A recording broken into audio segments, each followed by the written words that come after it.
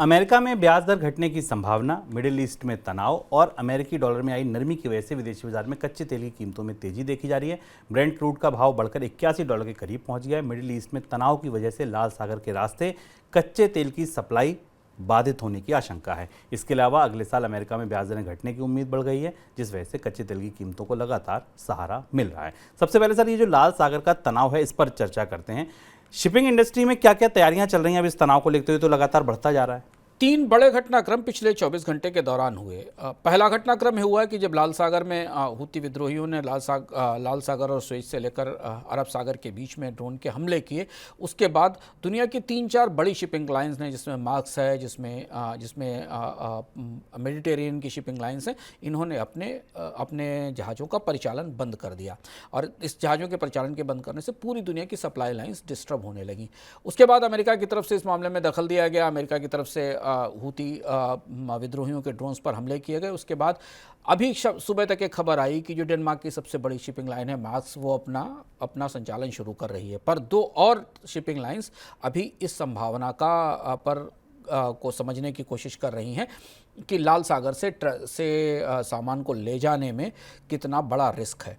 दूसरी एक बड़ी बात है क्योंकि ये महत्वपूर्ण रूट है और इसमें ये रूट चूंकि स्वेज से आता है, तो पूरा का पूरा जो दुनिया का दूसरा सबसे महत्वपूर्ण शिपिंग रूट है, जो ब्लैक सी मेडिटेरेनियन को स्वेज के जरिए रेड सी होते हुए इंडियन ओशन तक लेकर आता है। अगर ये रूट बंद होता है, यहाँ खतरा ज़्यादा बढ़ता है, तो शिपिंग लाइंस ने अब दूसरे रास्ते को तलाशने की कोशिश शुरू की, जो बेहद लंबा है, जो कि केप ऑफ गुड होप होकर जाएगा, अफ्रीका से होकर जाएगा, जो करीब करीब 9000 नॉटिकल माइल्स का है और 10 से 11 दिन ज़्यादा लगेंगे शिप्स को ट्रैवल करने के लिए। चूँकि इस पूरे एरिया में तनाव ज़्यादा है और ज़्यादातर घटनाएं या ज़्यादातर हमले सेमी स्टेट या नॉन स्टेट एक्टर्स के तरफ से हो रहे हैं, जो मिलिशिया या विद्रोहियों की तरफ से हो रहे हैं, तो शिपिंग कंपनियों को इनके साथ डील करने में और हैंडल करने में समस्या आ रही है। इसलिए इस बात की संभावना से बिल्कुल इनकार नहीं किया जा रहा है कि शिपिंग का ट्रैफिक लिमिटेड रखा जाएगा और शायद कई शिपिंग लाइंस को अब दूर के रास्ते से ले जाना पड़ेगा। और इसलिए शुभम, शिपिंग प्रीमियम सब 200% तक बढ़ चुके हैं। शिपिंग इंश्योरेंस पे रिस्क प्रीमियम अब 200% से ऊपर तक जा चुके हैं। सर, तो ये केवल कच्चे तेल की ही बात है या और कमोडिटी भी प्रभावित हो रही है इससे? ये रूट कई मायनों में 2-3 चीज़ों के लिए खासा महत्वपूर्ण है। कच्चे तेल और गैस के लिए तो सबसे महत्वपूर्ण रूट है, क्योंकि इसी रास्ते से दुनिया में कच्चे तेल और गैस का परिवहन होता है और वही सबसे सेंसिटिव भी है। इस परिवहन को अगर दूर तक ले जाया गया या इस परिवहन का रास्ता बदला गया तो कच्चे तेल की सप्लाई रुकेगी, कीमतों में बढ़ोतरी होगी। हमने ब्रेंट की कीमतों में दबाव देखा, जिस पर हम आगे चर्चा करेंगे। लेकिन इसके अलावा फूड प्रोडक्ट्स को लेकर भी के परिवहन के लिए भी ये रास्ता महत्वपूर्ण है। बड़ा टैंकर कार्गो और बड़े टैंकर शिप्स, जो कि कंटेनर शिप्स हैं, जो ब्लैक सी से निकलते हैं, वो भी इस रास्ते से एशिया में के रास्तों में जाते हैं। और अब इस बात की संभावना थोड़ी सी कम दिखाई दे रही है कि तात्कालिक तौर पर शिपिंग कंपनियां बहुत ज़्यादा रिस्क इस जोन में लेंगी और इसलिए सारी शिपिंग कंपनियां रोजाना के आधार पर, दैनिक आधार पर गतिविधियों का संचालन करते हुए और समीक्षा करते हुए अपनी शिपिंग लाइन्स को ऑपरेट कर रही हैं। तो इसका तात्कालिक असर तो यही होने वाला है कि सामानों की आपूर्ति में देरी होगी, जो हमें दिखाई देने लगी है। सर, भारत की क्या स्थिति बनती देख रहे हैं आप इस पूरे परिस्थिति में?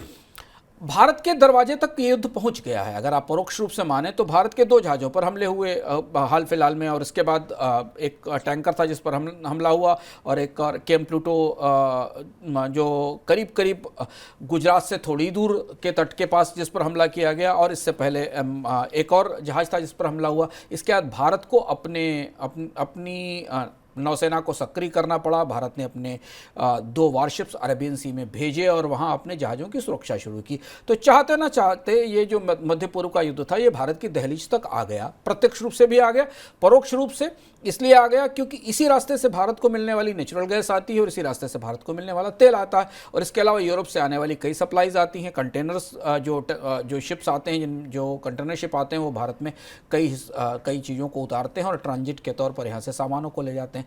तो अब भारत के लिए रक्षा की दृष्टि से भी और व्यापार की दृष्टि से भी युद्ध बड़ी चुनौती बनता दिखाई दे रहा है।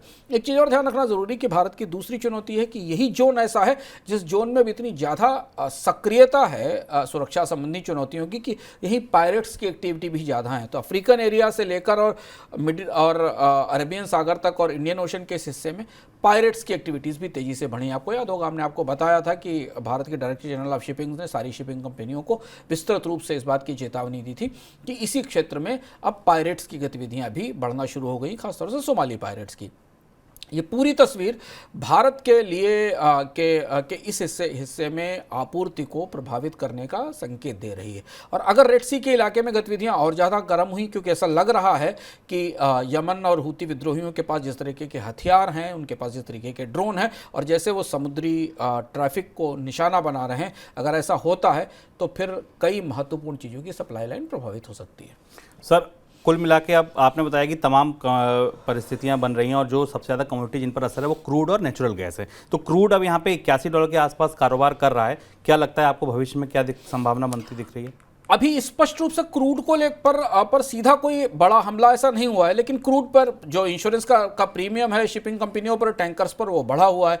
जो इस क्षेत्र के प्रमुख कच्चा तेल उत्पादक या सप्लायर देश हैं, वो अभी इस परिस्थिति को करीब से समझने की कोशिश कर रहे हैं। लेकिन अगर आप सेंटीमेंट देखें तो सेंटीमेंट कच्चे तेल की कीमतों के अगेंस्ट है, और इसलिए हमने देखा कि जैसे जैसे हमले बढ़ते चले गए और इस एरिया में अब सिक्योरिटी एक्टिविटीज ज़्यादा बढ़ना शुरू हुई, भारत और तमाम देश अपनी अपनी सुरक्षा में आगे आ गए। इसका असर स्पष्ट रूप से दिखाई देता है कि इससे परिवहन में देरी होगी और परिवहन में देरी के कारण कच्चे तेल में बढ़ोतरी होगी। एक और बड़ी महत्वपूर्ण चुनौती ये भी है कि जो दूसरा बड़ा रूट है पनामा कैनाल, वहाँ भी एक अजीब तरीके की पर्यावरणीय चुनौती चल रही है, जिसके बारे में हम बता चुके हैं। पनामा कैनाल में पानी की कमी है, इसलिए कैनाल सूख रही है, तो वहाँ से ट्रैफिक और भी ज़्यादा स्लो हो गया है। तो दुनिया के दो प्रमुख रूट, ट्रेड रूट, जिनसे दुनिया का सबसे ज़्यादा कारोबार होता है, ऑलमोस्ट 90% कारोबार इन्हीं दोनों ट्रेड रूट से होता है, इन दोनों पर किसी न किसी तरीके का संकट बना हुआ है। और ये दोनों ही रूट कच्चे तेल के परिवहन की दृष्टि से महत्वपूर्ण है। पनामा कैनाल अमेरिका से आने वाले और अमेरिका को जाने वाले कच्चे तेल, अमेरिका के आसपास के क्रूड ऑयल के परिवहन के लिए ज़रूरी है।